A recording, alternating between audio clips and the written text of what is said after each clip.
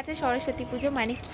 আমার কাছে সরস্বতী পুজোর আলাদাই অনুভূতি, কারণ আজকে ভীষণভাবে মিস করছি সেই স্টুডেন্ট লাইফে সরস্বতী পুজোটাকে। তাও আগে থেকে দিন গোনা যে কবে সরস্বতী পুজো, এক সপ্তাহ আগে থেকে ঠিক করে যে কোন শাড়ির সাথে কোন চুড়ি ম্যাচিং করে পরতে হবে। আগে থেকেই চাঁদা তোলা, খিচুড়ির আয়োজন। সরস্বতী পুজো মানে ঘুম থেকে উঠে কাঁচা হলুদ গায়ে লাগানো, হলুদ শাড়ি পরে বেরানো। আর সরস্বতী পুজো মানে কিন্তু অঞ্জলি পুজো মানে কিন্তু গার্লস স্কুলের বাইরে বয়েজদের দুনিয়ার ভিড়। সরস্বতী পুজো মানেই কিন্তু শাড়ি পরে মেয়েদের এক আলাদাই রূপ। সরস্বতী পুজোতে কিন্তু ছোট বাচ্চাদের স্কুলের বাইরে ভিড়। সরস্বতী পুজো মানেই কিন্তু বাবার হাত ধরেও কত বাচ্চা যাবে স্কুলে। আর সরস্বতী পুজো মানেই এক রাস আনন্দ। যখন কলেজে উঠলাম তখন কিন্তু আরও আলাদা মজা, যে গ্রুপে মিলে কোথায় খেতে যাব, কোন রেস্টুরেন্টে গিয়ে আড্ডা দেবো, কোথায় গিয়ে ভালো ফটো তুলবো।